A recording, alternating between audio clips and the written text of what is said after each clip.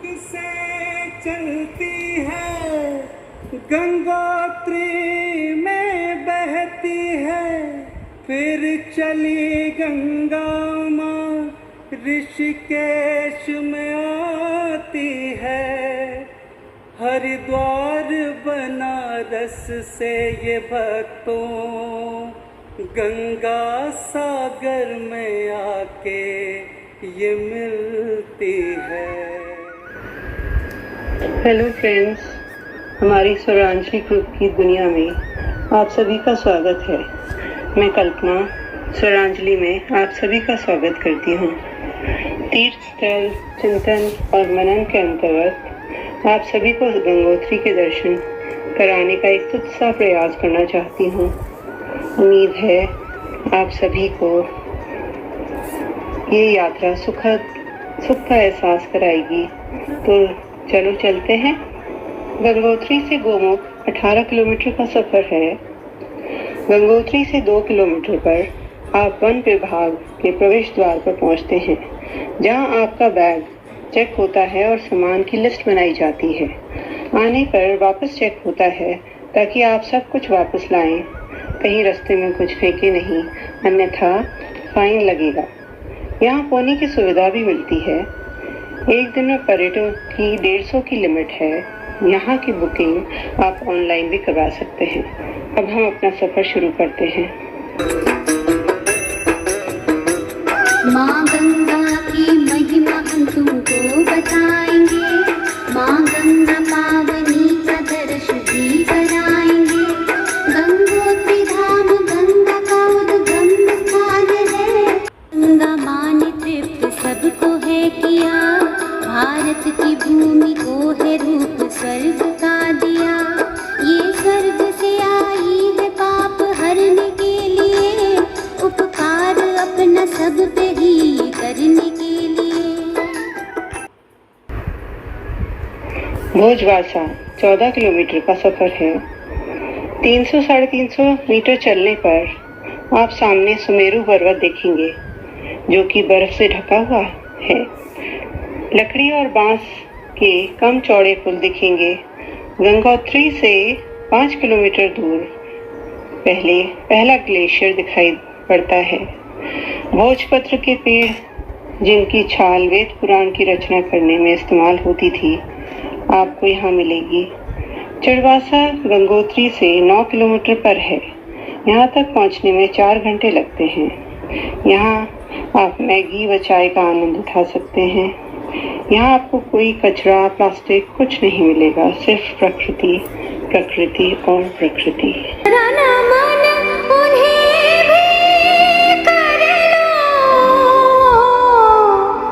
जो माँ गंगा को लाए, जो माँ गंगा को लाए। सुन गंगा की अमर कहानी, जो भक्त हुए भागीरथ, उनकी है कथा सुहानी। सुनो ध्यान लगा के भक्तों, गंगा की अमर कहानी, जो भक्त हुए भागीरथ, उनकी है कथा सुहानी। चिड़वासा से भोजवासा पहुंचने में आपको 5 किलोमीटर का सफर तय करना पड़ेगा। यहाँ जैसे बाकी पहाड़ों में होता है, कभी भी मौसम पलट जाता है। यहाँ भी कभी भी बरसात होने लगती है, तो उसके लिए आपको एक रेनकोट, 2-3 जोड़ी मोजे, 1-8 जोड़ी जूते स्पेयर में रखने पड़ सकते हैं। मैं कहती हूँ पर रखने चाहिए। और एक यहाँ थोड़ा ऐसे जैसे हाई एल्टीट्यूड वाली प्रॉब्लम भी होती है, ऑक्सीजन लेवल थोड़ा कम हो जाता है, तो उसके लिए यहाँ एक पौधा गंगा तुलसी के नाम से आपको मिलेगा, जो कि तोड़ के अगर आप उसको सूंघेंगे तो आपको राहत का एहसास होएगा। दूसरे एक कपूर भी रख सकते हैं, जिसको ज़्यादा ना सूंघें। और तीसरे ऑक्सीजन सिलेंडर भी यहाँ अवेलेबल होता है, जो आप ले सकते हैं 600 रुपये में। और ना इस्तेमाल होने पर आप उसको 500 रुपये में लौटा सकते हैं। भोजवासा से गोमुख 4 किलोमीटर का सफ़र है। भोजवासा में भागीरथी चोटी पूरी तरह बर्फ से ढकी हुई मिलेगी। ठंड इतनी कि बोला भी न जाए और खूबसूरत इतना कि उसको उठकर चलने का भी मन ना करे। बस मन करे निहारते जाएं, बैठे रहें और फोटो खींचते रहें।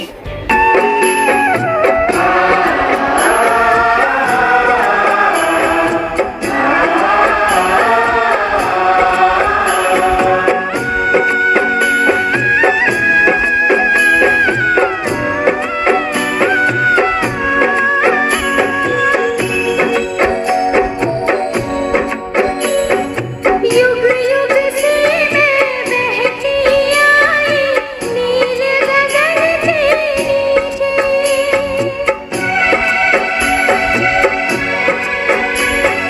सदियों से मेरी धारा प्यार की धरती सींचे। मेरी लहर लहर पे लिखी है,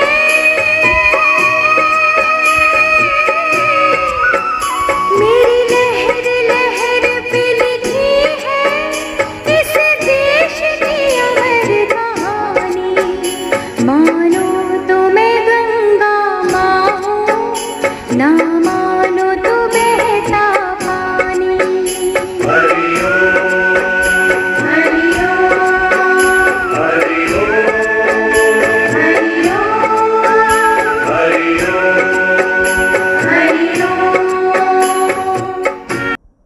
बस मन करे बोला भी न जाए और खूबसूरत इतना कि उसको उठकर चलने का भी मन ना करे। बस मन करे निहारते जाएं, बैठे रहें और फोटो खींचते रहें। सामने बर्फ से ढका पर्वत गणेश पर्वत कहलाता है और उसके बराबर में जो पर्वत है वो शिवलिंग कहलाता है।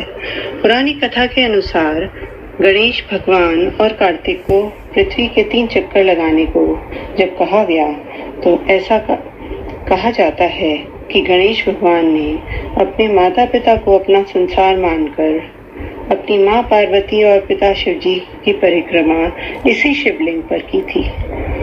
भागीरथी नदी का उद्गम स्थान गोमुख ग्लेशियर है। इसकी लंबाई 23 किलोमीटर और चौड़ाई 4 किलोमीटर है।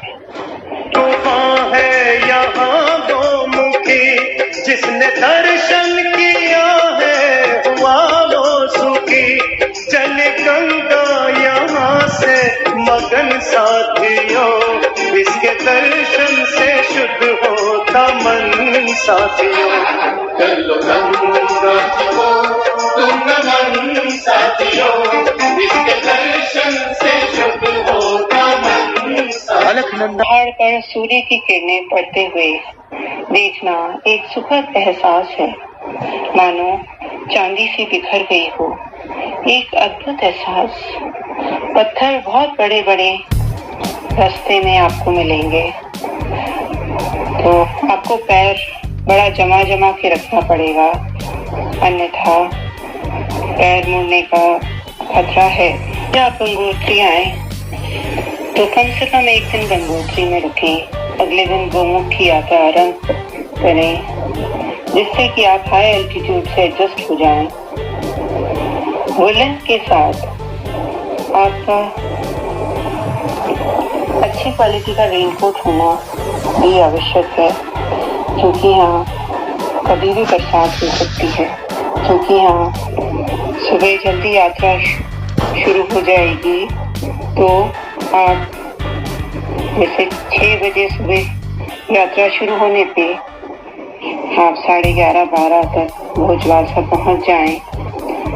अगर भोजवासा पहुंचने में शाम को देर हो जाए तो आप वहाँ नाइट स्टे कर सकते हैं और अगले दिन गोमुख के लिए निकलें। फिर गोमुख से भोजवासा और फिर भोजवासा से गंगोत्री वापस।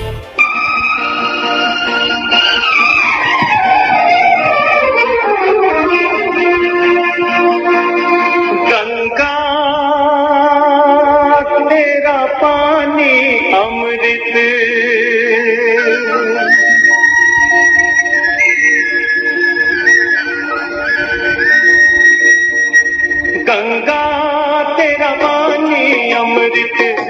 घर बहता जाए।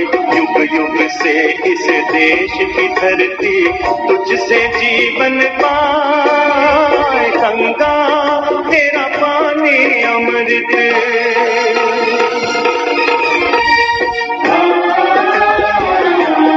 आम लोगों की ठंडे पानी में पैर दे के बैठना और वो ठंडा ठंडा पानी अपने मुंह पे छक्के मारना एक बड़ा सुखद एहसास है। ऐसा लगता है हम जन्नत में आ गए हैं, जहाँ सिर्फ दर्शनीय स्थल होने के साथ साथ एक भगवान का वरदान सा लगती है गंगा। एक स्वर्ग का एहसास सा होता है। एक बार जरूर आप लोग यहाँ का प्रोग्राम बनाए, आए और इसका लुत्फ उठाएं। आपको बहुत आनंद आएगा।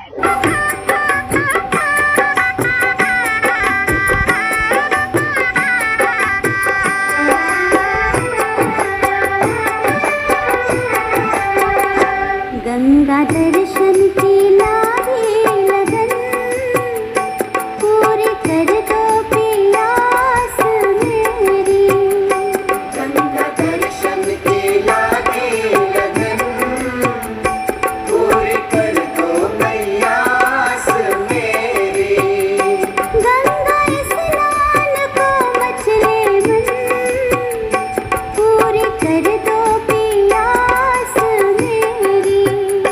गंगा दर्शन की लागे लगन, पूरी कर दो प्यास मेरी।